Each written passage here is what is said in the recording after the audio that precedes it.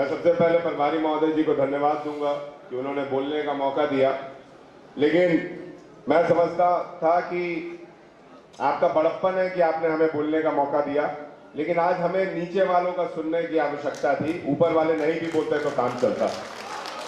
मैं संगठन से आया हूं आपके आशीर्वाद से, भले एक नेता का पुत्र रहा हूं, लेकिन मैं समझता हूं एक लंबे समय तक संगठन का अनुभव मुझे है।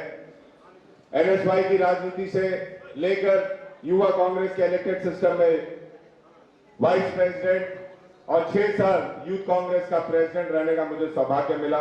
यूनियन की फ्रंटल ऑर्गेनाइजेशन में अपने पिता के साथ काम करने का मुझे सौभाग्य मिला। लेकिन अध्यक्ष महोदय, आज हम जब कांग्रेस पार्टी की बात करते हैं तो हमें बस कांग्रेस पार्टी ही के जो जिला विंग है वो दिखाई देता है। आपने पहला जो यहाँ पे विचार रखा है वो रखा है कांग्रेस की विचारधारा, संगठन और आंदोलन।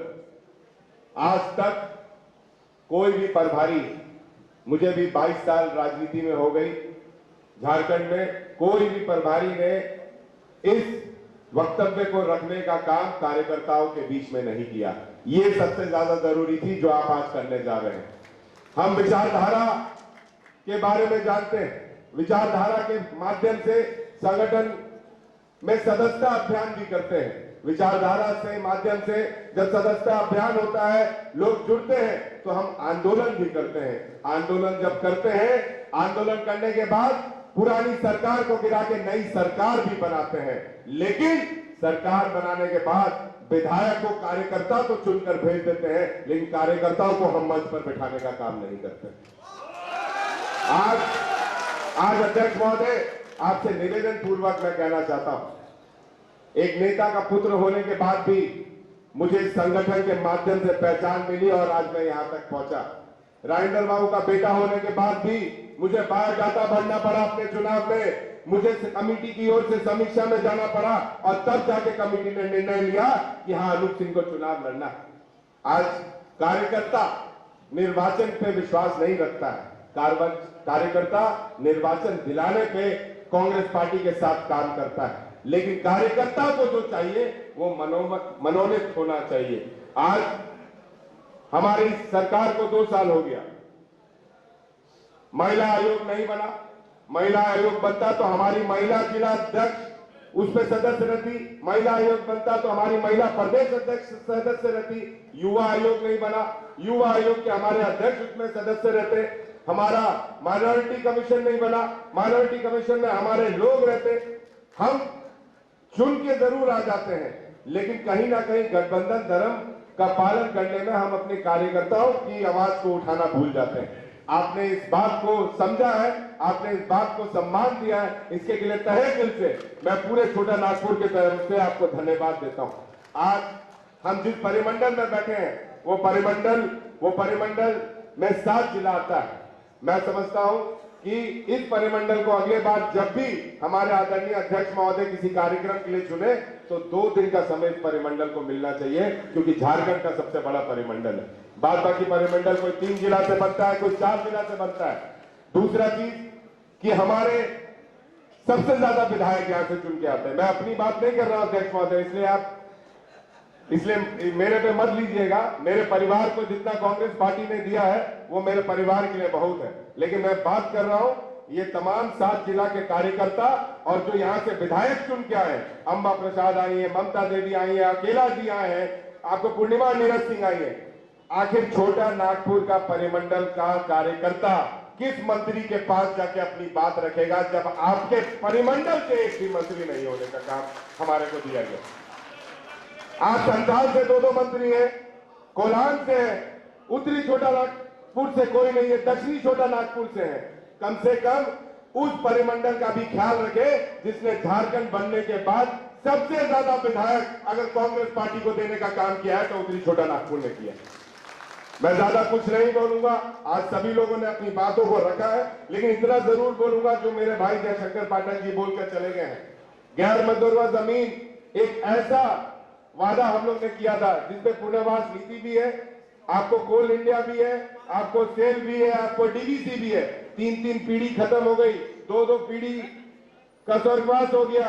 आने वाले समय में पोता पोती अपने नौकरी का इंतजार कर रहा है और रघुवर दास ने उस जमीन का मालिकाना हक खरीद वापस लेके सरकार का लैंड बैंक बना दिया। आपने अपने घोषणा पत्र में लिखा था कि हम गैर मजदूरों जमीन का मालिकाना हक दिलवाएंगे।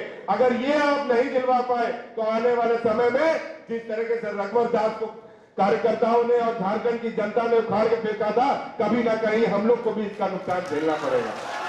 इसलिए मैं आपसे निवेदन करता हूं कि सरकार को इसमें सहनशीलता दिखाते हुए, हेमंत सोरेन जी से बात करते हुए लैंड बैंक को वापस करके यहाँ के रैयतों को, यहाँ के किसानों को मालिकाना हक दिलवाना होगा।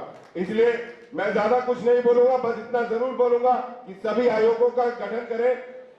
20 सूत्री, 15 सूत्री, जिस तरीके से आपने 20 सूत्री किया उसके लिए तहे दिल से धन्यवाद देता हूं।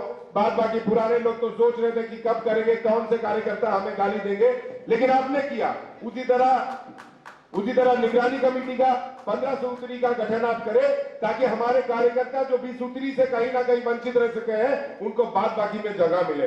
दूसरा अध्यक्ष महोदय, बस एक आखिरी बात कहूंगा कि आने वाले समय में हम गठबंधन में चुनाव लड़ रहे हैं।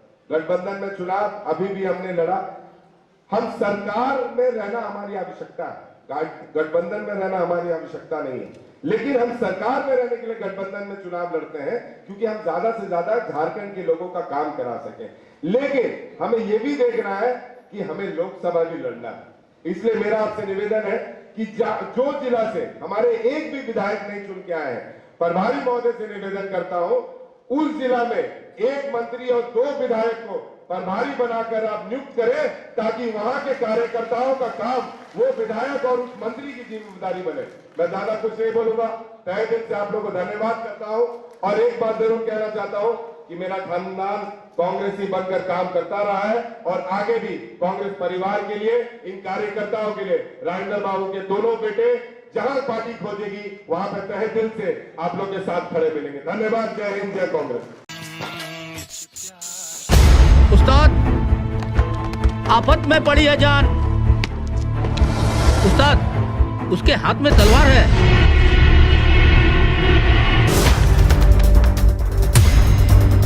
तलवार का मुकाबला पाइप से।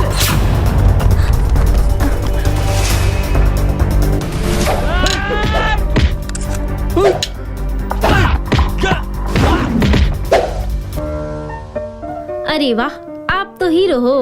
हीरो मैं नहीं, ग्लाइको पाइप है। अरे बॉस का कॉल। हेलो, आज का हेडलाइन क्या है? आज का हेडलाइन तो ग्लाइको पाइप है सर। ग्लाइको पाइप, हम चुकाते हैं एक एक बूंद की कीमत। जब टूटती है आस, जब थकती है सांस, जब रूठते हैं अपने, मुंह मोड़ता है जमाना, जब अंगड़ाई लेता है संकल्प, फिर बनती है कहानी, बनते हैं अनमिट निशान।